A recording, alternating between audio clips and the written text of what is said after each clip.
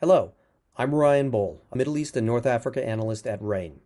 This podcast is brought to you by Worldview, RANE's premier digital publication for objective geopolitical intelligence and analysis. Learn more at stratfor.com.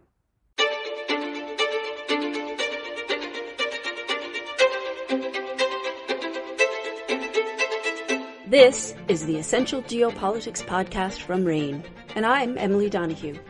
It's been 6 months since the Taliban seized control of Afghanistan, a time during which thousands have fled, schools have been closed, arrests, tortures, and executions have expanded, all as the Taliban cements its control over the country. Here with details of another development is Isaia Galace, a global security analyst with RANE. Welcome, Isaia. Thank you for having me. It's great to have you here. Let's talk a little bit about militancy. In Afghanistan, let's start. What is the current state of militancy in Afghanistan since the Taliban's takeover? So I think the best way to answer this would be to briefly discuss the most prominent and active regional militant groups since August in Afghanistan and Pakistan. I think the first group we can discuss is Islamic State Khorasan Province, or ISKP. In the fall of 2021, ISKP conducted consistent monthly attacks in Afghanistan, primarily targeting the Taliban, but also targeting Afghanistan's religious minorities. Most prominently, they were responsible for a few bombings at Shia mosques and neighborhoods that killed dozens of people each. But we've seen a reduction in their attacks over the winter, especially in January and February, which typically aligns with the reduction in violence in Afghanistan due to the harsh winters there, among other reasons. But on 4 March in Pakistan, the group claimed an attack on a Shia mosque in Peshawar that killed at least 63 people and wounded nearly 200 others. Now, the group has operated in Pakistan on a limited basis for years, but this is one of the group's deadliest attacks in the country, and it's a potential sign of its imminent resurgence.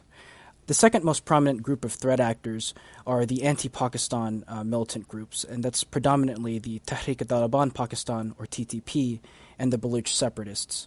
So the TTP is an anti-Pakistan militant group that wants to establish a system of Islamist governments in Pakistan based on its interpretation of Islam, and it's now primarily based in eastern Afghanistan. Since the Afghan Taliban takeover, the TTP has conducted increased attacks, primarily targeting Pakistani security forces in Khyber Pakhtunkhwa. There was a month-long ceasefire agreement in November with the Pakistani government that resulted in a brief reduction of its attacks, but its activity has recommenced after the group terminated the agreement in December of 2021. And then with regards to Baluch separatist organizations, basically the Baluch people are an Iranian people that have historically inhabited a region that encompasses parts of Pakistan, Iran, and Afghanistan. And for decades, the Baluch have held grievances against the Pakistani government for alleged exploitation and abuse of the Baluch people and their land and resources. Some Baluch formed separatist groups that have waged an insurgency against the government and have targeted security forces in Balochistan for decades. These groups maintain a presence in both Pakistan and Afghanistan and have escalated their activity against Pakistan since the Taliban takeover. And more recently, they've started targeting Chinese workers that are working on investment projects in Balochistan province, which is in line with their grievance regarding the exploitation of Baluch land. Well, that's good to understand a little more about Pakistan as well. How have the Taliban and the Pakistani government responded to this?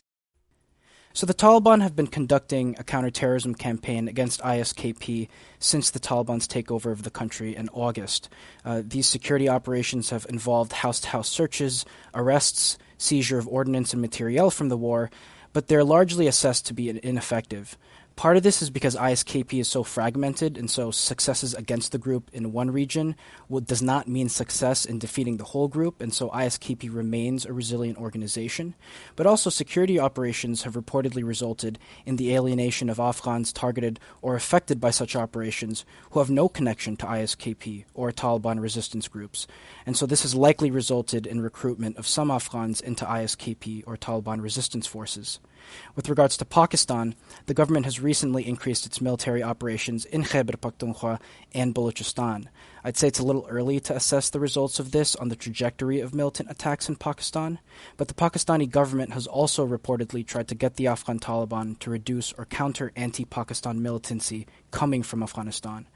Thus far, these efforts have been unsuccessful, and so the government has focused on reviving ceasefire negotiations with the TTP mediated by the Afghan Taliban. Maybe you can tell me some things that we are likely to see from these militant groups going forward. So for Islamic State Khorasan province in Afghanistan, I'd say we're likely to see a resurgence in the group's activity in the coming months with the arrival of more suitable conditions for fighting.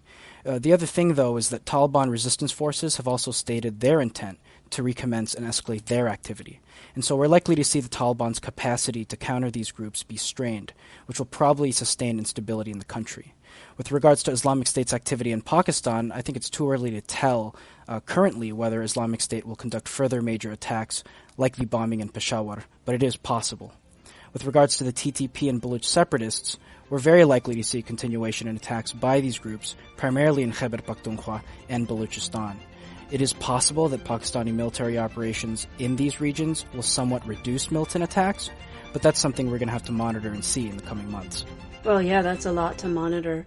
Isaia Galace is a global security analyst with RANE. Thank you, Isaia. Thank you. You can find his work in RANE Worldview, which offers objective geopolitical analysis and intelligence covering the global landscape. Subscribe today at stratfor.com. Right now there's a historically low subscription price. I would check it out. Go to stratfor.com for details. I'm Emily Donahue. Thanks for listening.